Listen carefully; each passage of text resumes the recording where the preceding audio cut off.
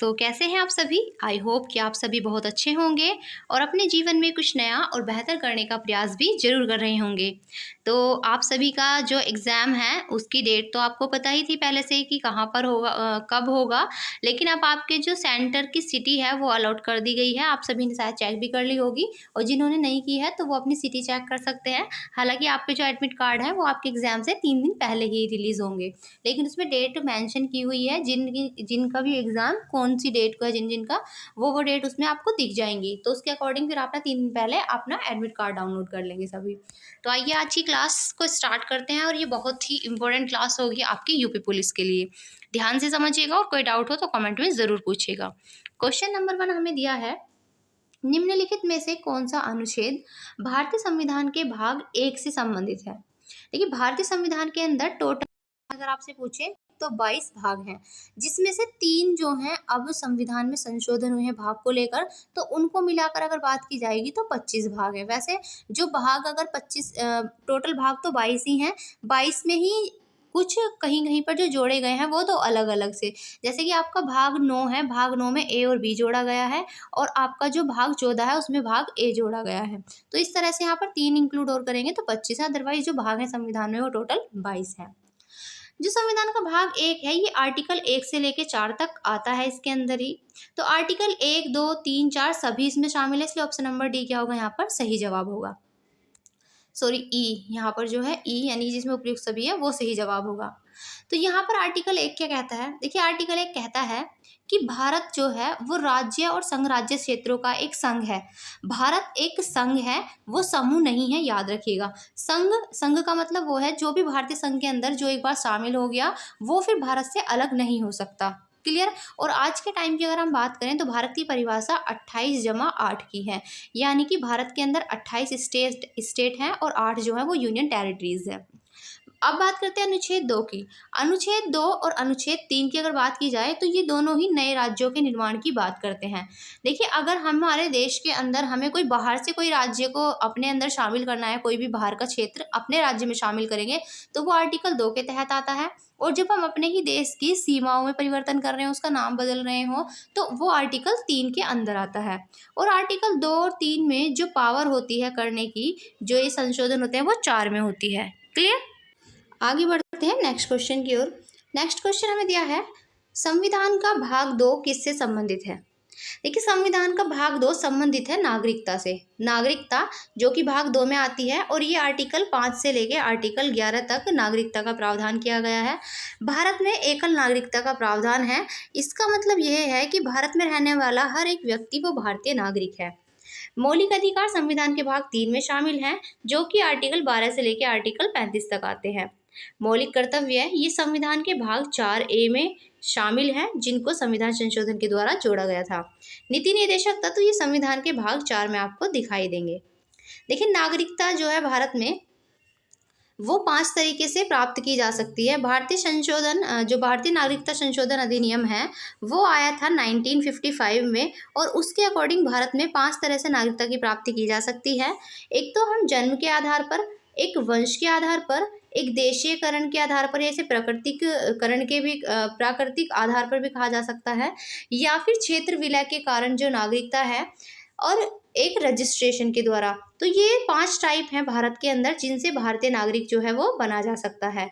अब अगर आपसे पूछेगा कि भारतीय नागरिकता की समाप्ति के क्या कारण है, भारतीय नागरिकता समाप्त किस तरह से हो सकती है, तो देखिए अगर कोई भी व्यक्ति जो 18 वर्ष का हो गया है वो अगर खुद से चाहे तो वो भारत की नागरिकता का त्याग कर सकता है, एक पॉइंट। दूसरा क्या है, अगर कोई व्यक्ति विदेश में जाकर वहाँ की नागरिकता को ग्रहण कर लेता है तो भी उसकी भारत की नागरिकता स्वयं समाप्त हो जाती है। तीसरा, अगर कोई व्यक्ति ऐसा काम कर दे जो उसको देशद्रोही साबित करता हो, या फिर हमारा भाई किसी देश के साथ युद्ध चल रहा है और इस स्थिति में कोई जो नागरिक है वो उस देश के साथ जाके मिल जाए, हमारे शत्रु देश के साथ, तो इन स्थितियों में भारत से जो भी व्यक्ति इस तरह के काम करेगा उनसे भारतीय नागरिकता छीन ली जाएगी। नेक्स्ट क्वेश्चन की बात करते हैं। नेक्स्ट है, समानता का अधिकार कौन से अनुच्छेद से संबंधित है? देखिए भाग 3 की अगर हम बात करें तो भाग 3 में दिए गए हैं मौलिक अधिकार। मौलिक अधिकार जो कि हमने भी देखा था आर्टिकल 12 से लेकर आर्टिकल 35 तक शामिल है। आर्टिकल 12 बात करता है राज्य की परिभाषा की। इसी के साथ देखिए यहाँ पर 12 किसकी बात करता है, राज्य की परिभाषा की, जबकि जो समानता का अधिकार है हमारा वो आता है आर्टिकल 14 से लेकर आर्टिकल 18 में। तो आर्टिकल 14 से 18 तक शामिल हैं, समानता के अधिकार से संबंधित हैं। तो यहाँ पर आर्टिकल 14, देखिए आर्टिकल 14, 15, 16 ये सब क्या कहते हैं इनकी बात कर लेते हैं। आर्टिकल 14, आर्टिकल 15, 16, आर्टिकल 17 और आर्टिकल 18, ये 5 आर्टिकल बात करते हैं समानता के अधिकार की। सबसे पहले आर्टिकल 14 की बात करेंगे तो ये बात करता है विधि के समक्ष समानता, यानी कि इसका मतलब ये है कि कोई भी व्यक्ति हो, चाहे वो एक भिखारी से लेकर राष्ट्रपति ही क्यों ना हो देश का, सभी कानून के सामने सभी समान है और सबके लिए कानून बराबर है। आर्टिकल 15 ये कहता है कि किसी भी व्यक्ति के साथ उसके जन्म स्थान, उसके लिंग, उसकी जाति और उसके रंग रूप को लेकर उसके साथ किसी भी तरह का भेदभाव नहीं किया जाएगा। आर्टिकल 16 की अगर बात करें तो ये बात करता है अवसर की समानता की। आर्टिकल 17 की बात की जाए तो यहाँ पर अस्पृश्यता या फिर अनटचेबिलिटी का अंत किया गया है। और आर्टिकल 18 की अगर बात करें तो इसमें उपाधियों का अंत किया गया है। देखिए जो उपाधियां हुआ करती हैं, जैसे कि किसी कोई राजा की उपाधि ले लेता था, इस तरह की उपाधियों का अंत कर दिया गया है। अब केवल जो सेना से संबंधित हैं और दूसरी जो हमारी जो जिनको हम अपनी ज्ञान से अर्जित करते हैं, यानी कि जो हम पढ़ाई के द्वारा, जैसे डॉक्टर बनते हैं तो डॉक्टर एक उपाधि, तो इस तरह की जो उपाधि हैं जो शिक्षा के द्वारा मिलती हैं या फिर सेना में जो दी जाती हैं वो केवल उपाधियां मान्य होंगी। बाकी जो सभी उपाधियां हैं उनका क्या कर दिया गया है, अब उन्मूलन कर दिया गया है। तो आर्टिकल 18 में उपाधियों का अंत किया गया है। देखिए जो पद्म विभूषण, पद्म भूषण, भारत रत्न वगैरह मिलते हैं ये सभी के सभी अवार्ड हैं, ये कोई उपाधि नहीं है। तो यहाँ पर ऑप्शन नंबर सी हमारा सही जवाब होगा। आगे बढ़ेंगे नेक्स्ट क्वेश्चन की ओर। नेक्स्ट क्वेश्चन दिया है विचार और अभिव्यक्ति की स्वतंत्रता कौन से अनुच्छेद में है। देखिए right to speech and expression की अगर हम बात करें तो ये हमें दिया गया है आर्टिकल 19 के अंदर। आर्टिकल 19 बात करता है अभिव्यक्ति की स्वतंत्रता, और इसके अंदर आर्टिकल 19 के अंदर अलग अलग तरह की 6 स्वतंत्रताएं शामिल हैं। जैसे कि 19A की अगर बात करें तो इसमें वही आपकी जो विचार और अभिव्यक्ति की स्वतंत्रता के अंदर जो हमारी प्रेस यानी कि जो मीडिया होती है उसकी स्वतंत्रता इसी के अंदर आती है। 19B की अगर बात करें तो इसमें बिना हथियार के शांतिपूर्ण ढंग से कोई भी सभा करने की जो आज़ादी दी गई है वो यहाँ पर दी गई है आर्टिकल 19B में। अगर 19C की बात की जाए तो ये बात करता है सभा करने की आज़ादी, यानी कि आप कोई भी सभा कर सकते हैं, सभा का आयोजन कर सकते हैं। ऐसे ही हम पूरे देश में कहीं पर भी घूम सकते हैं 19D में। और यहाँ पर ये आर्टिकल अलग अलग ये बात करते हैं कि आप कहीं भी देश में जाकर बस सकते हैं, कहीं भी अपना व्यापार शुरू कर सकते हैं। तो ये सब आज़ादी जो आती है हमारी आर्टिकल 19 के अंतर्गत ही आती है। नेक्स्ट क्वेश्चन की ओर बढ़ते हैं। दोहरे दंड का सिद्धांत कौन से अनुच्छेद में वर्णित है। देखिए दोहरे दंड का सिद्धांत, इसका मतलब क्या है पहले ये जान लीजिए। देखिए आर्टिकल जो 20 है ये बात करता है हमारे दोहरे दंड के सिद्धांत, या फिर यही बात करता है दोष सिद्धि के संबंध में संरक्षण। तो दोष सिद्धि, अगर किसी के ऊपर दोष सिद्ध हो जाता है या दोष सिद्ध होता है तो उसमें दोष सिद्धि के संबंध में किस तरह के संरक्षण की यहाँ पर बात की गई है हम उसकी बात करेंगे। तो दोष सिद्धि के संरक्षण में 3 तरह की आपको संरक्षण प्रदान किए गए हैं। अब वो कौन कौन से हैं ये देख लेते हैं। देखिए सबसे पहले तो किसी भी व्यक्ति को एक सजा के लिए एक बार ही दंड दिया जाएगा, यानी कि अगर किसी व्यक्ति ने कोई सजा करी है तो उसको एक सजा के लिए एक बार ही उसको दंड दिया जाएगा। ऐसा नहीं है कि मान लिया किसी व्यक्ति ने चोरी की एक बार और उसको 2 साल की सजा हुई, तो ऐसा नहीं है कि उसी चोरी के लिए आप उसको बार बार सजा देते रहेंगे, नहीं, एक बार गुनाह किया तो एक बार ही सजा मिलेगी, पहला। दूसरा, अगर किसी व्यक्ति ने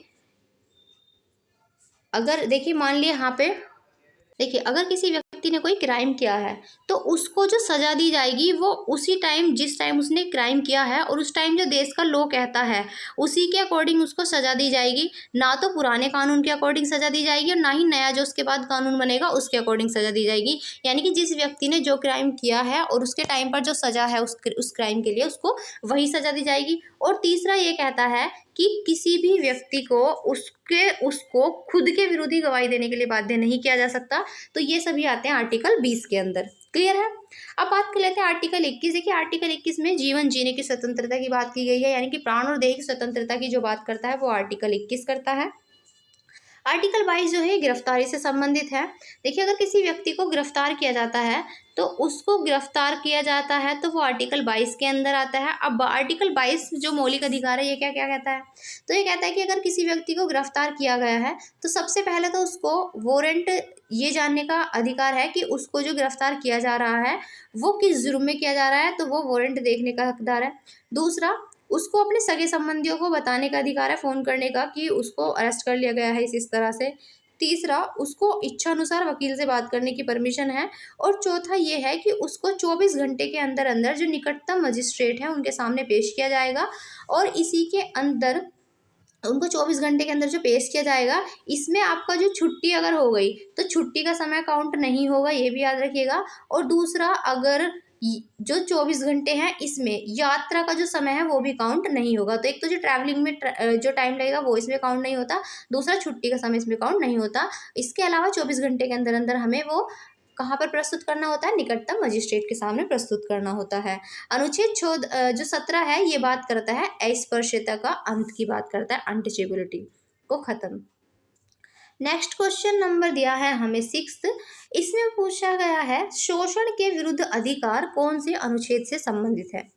देखिए, आर्टिकल 23 और आर्टिकल 24 बोथ आर्टिकल्स जो हैं वो बात करते हैं शोषण के विरुद्ध अधिकार की। देखिए, आर्टिकल 23 बात करता है, ये बात करता है बलात्श्रम की। बलात्श्रम का मतलब क्या है, यानी कि बलात्श्रम का मतलब ये है कि किसी व्यक्ति से जबरदस्ती काम कराना, एक तो।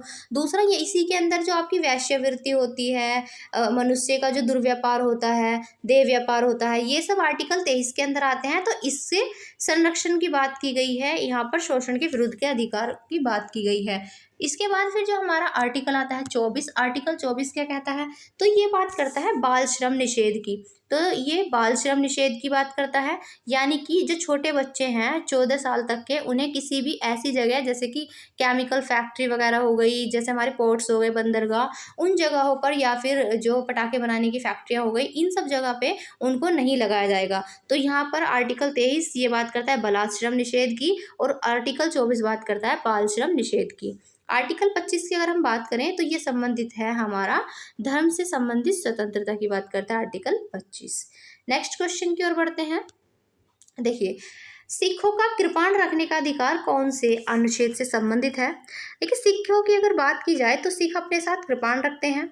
आर्टिकल 25 में ये कहा गया है कि कोई भी व्यक्ति जो कोई भी व्यक्ति है वो अपनी मर्जी से किसी भी धर्म को मान सकता है या नहीं भी मान सकता, वो उसकी खुद की इच्छा पर डिपेंड करता है, ये आर्टिकल 25 कहता है। और इसी के अंदर शामिल है सिखों का कृपाण रखने का अधिकार भी। आर्टिकल 26 ये कहता है कि जो व्यक्ति है कोई भी, वो अपने धर्म से संबंधित जो संस्थान है उनको खोल सकता है। और आर्टिकल 27 ये कहता है कि किसी भी व्यक्ति को धार्मिक कर देने के लिए, यानी कि रिलीजियस टैक्स देने के लिए बाध्य नहीं किया जा सकता है, ये कहा जाता है आर्टिकल 27 के अकॉर्डिंग। आर्टिकल 28 ये कहता है कि कोई भी स्कूल कॉलेजेस जो है वो बच्चे को धार्मिक शिक्षा नहीं देगा, किसी भी एक धर्म विशेष की शिक्षा वहाँ पर नहीं दी जाएगी राज्य की निधि से चलने वाले स्कूल्स के अंदर। और ना ही किसी बच्चे को वहाँ पर किसी पूजा या अनुष्ठान में बैठने के लिए बाध्य किया जा सकता है, ये आर्टिकल 28 कहता है। आगे बढ़ेंगे नेक्स्ट क्वेश्चन की ओर। नेक्स्ट क्वेश्चन नंबर 8 ये कहता है अल्पसंख्यकों को अपनी भाषा, लिपि और संस्कृति को बनाए रखने का अधिकार कौन से अनुच्छेद में है। देखिए, जो अल्पसंख्यक लोग हैं, पहली बात एक बात याद रखिएगा कि हमारे संविधान में कहीं पर भी अल्पसंख्यकों को डिफाइन नहीं किया गया है कि अल्पसंख्यक हम किसको कहेंगे। जो संप्रदाय कह सकते हैं या कम्युनिटी कह सकते हैं या लोग कह लो, जिस भी धर्म के लोग जहाँ पर कम है वो वहाँ पर अल्पसंख्यक हो जाते हैं। अब उसमें कहीं पर हिंदू भी माइनॉरिटी यानी कि अल्पसंख्यक हो सकता है, कहीं पर मुस्लिम भी, कहीं पर सिख भी, तो अलग अलग हो सकते हैं। ये उनके लोगों की संख्या एक क्षेत्र में देख सकते हैं हम, तो उसके अकॉर्डिंग डिसाइड करते हैं कि ये अल्पसंख्यक है यहाँ पर। अब यहाँ पर पूछा गया है कि अपनी भाषा, लिपि और संस्कृति को बनाए रखने का जो से संबंधित अनुच्छेद है वो कौन सा है, तो आर्टिकल 29 संबंधित है। अल्पसंख्यकों को यह अधिकार देता है कि वो अपनी भाषा, अपनी लिपि और संस्कृति को बनाए रखें। जबकि आर्टिकल जो 30 है ये कहता है कि अल्पसंख्यकों को अपनी भाषा, लिपि को बनाए रखने का अधिकार तो 29 में जो दिया गया है उससे रिलेटेड वो कोई भी शिक्षण संस्थान खोल सकते हैं, ये आर्टिकल 30 में कहा गया है। इसी के अलावा आर्टिकल जो 31 था ये संपत्ति से संबंधित हुआ करता था, यानी कि आर्टिकल 31 में दिया गया था राइट टू प्रॉपर्टी। हालांकि आर्टिकल जो 31 में राइट टू प्रॉपर्टी था, अब इसको डिलीट कर दिया गया है, और यहाँ पर जो आर्टिकल 31 में हमारा मौलिक अधिकार हुआ करता था, राइट टू प्रॉपर्टी, अब इसको आर्टिकल 300A में शामिल कर दिया गया है। और ये किया गया था 44वें संविधान संशोधन के द्वारा, और 44वां संविधान संशोधन हुआ था हमारा 1978 में। तो 1978 में जब 44वां संविधान संशोधन किया गया, उसके द्वारा संविधान में 300A आर्टिकल जोड़ा गया, और जिसके अकॉर्डिंग ये हमारा मौलिक अधिकार से इस संपत्ति के अधिकार को कानूनी अधिकार बना दिया गया। इसके अलावा जो आर्टिकल 32 है, ये बात करता है संवैधानिक उपचारों के अधिकार से संबंधित है हमारा आर्टिकल 32, जिसमें 5 प्रकार की रिट्स की बात की गई है। आगे बढ़ेंगे नेक्स्ट क्वेश्चन की ओर। देखिए नेक्स्ट क्वेश्चन दिया है हमें, बंदी प्रत्यक्षीकरण का शाब्दिक अर्थ क्या है। देखिए अभी हमने बात करी थी आर्टिकल 32 की, जो कि संवैधानिक उपचारों के अधिकार से संबंधित है, और इसके अंतर्गत 5 प्रकार की रिटें दी गई हैं, जो कि सुप्रीम कोर्ट के द्वारा लागू की जाती हैं लोगों के मौलिक अधिकारों की रक्षा के लिए। तो यहाँ पर बंदी प्रत्यक्षीकरण का मतलब होता है शरीर को प्रस्तुत किया जाए।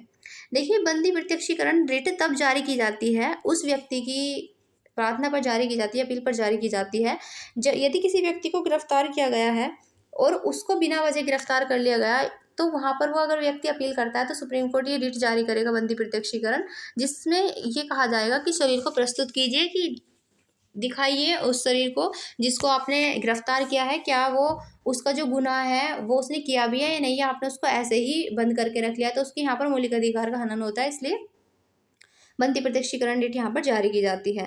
जबकि अगर हम बात करें, देखिए रोकना का मतलब होता है प्रतिषेध, ये प्रतिषेध का मतलब होता है रोकना, तो ये प्रतिषेध एक तरह की ये भी रिट है। और यहाँ पर अधिकार परीक्षा, इसका मतलब होता है यहाँ पर आपका अधिकार क्या है, ये भी एक रिट है। और हम आदेश देते हैं, ये है परमादेश, तो परमादेश का अर्थ होता है हम आदेश देते हैं। और एक आपकी होती है उत्प्रेषण, तो ये 5 प्रकार की रिट्स होती हैं। यहाँ पर बंदी प्रत्यक्षीकरण का अर्थ पूछा गया है, तो इसका अर्थ होता है शरीर को प्रस्तुत किया जाए। Option number C is the right answer. आगे बढ़ेंगे नेक्स्ट क्वेश्चन की ओर। नेक्स्ट क्वेश्चन पूछा है, मौलिक अधिकारों की सुरक्षा की गारंटी कौन देता है। मौलिक अधिकार जो कि हमने भाग 3 में पढ़े, और आर्टिकल 12 से 35 तक। मौलिक अधिकारों की अगर बात करें कौन से देश से लिए गए हैं, तो ये हमने अमेरिका के संविधान से लिए हैं। देखिए मौलिक अधिकारों की जो गारंटी है वो सीधे हमें देता है supreme court. Supreme court Bharat के नई दिल्ली में स्थित है सुप्रीम कोर्ट, और सुप्रीम कोर्ट की अगर बात की जाए तो ये नई दिल्ली में स्थित है, और पूरे देश के लिए ये काम करता है। सुप्रीम कोर्ट देश का सर्वोच्च न्यायालय है। हालांकि अगर हाई कोर्ट की बात की जाए तो भारत के अंदर फिलहाल 25 सुप्रीम कोर्ट है। अगर जजेस की बात 25 जो है वो हाई कोर्ट है, और सुप्रीम कोर्ट तो केवल एक है। अगर आपसे पूछे सुप्रीम कोर्ट में कितने जज हैं वर्तमान में, तो वर्तमान में सुप्रीम कोर्ट में 34 जज हैं, जिसमें से एक CJI यानी कि चीफ जस्टिस ऑफ इंडिया है, और बाकी 33 जो है अन्य जजेस हैं। राष्ट्रपति की अगर बात की जाए तो राष्ट्रपति से संबंधित है आर्टिकल 52। आर्टिकल 52 कहता है कि भारत का एक राष्ट्रपति होगा, और आर्टिकल 75 संबंधित है प्रधानमंत्री से। जबकि राज्यपाल की अगर बात की जाए तो राज्यपाल जो है ये प्रधानमंत्री, यहाँ पर देखिए ये राष्ट्रपति को राज्य से संबंधित सारी सूचनाएं देने का काम कौन करता है, एक तरह से राज्यपाल करता है। तो ये राज्य और राष्ट्रपति के बीच ये कड़ी होता है राज्यपाल। क्लियर है। चलिए आगे बढ़ते हैं। आज की क्लास में इतने ही क्वेश्चंस रखते हैं, फिर मिलेंगे कल एक नई क्लास में नए नए और अच्छे क्वेश्चंस के साथ, जो कि आपको पेपर में देखने के लिए मिलेंगे। तो तब तक के लिए अपना ध्यान रखिएगा। जय हिंद, जय भारत।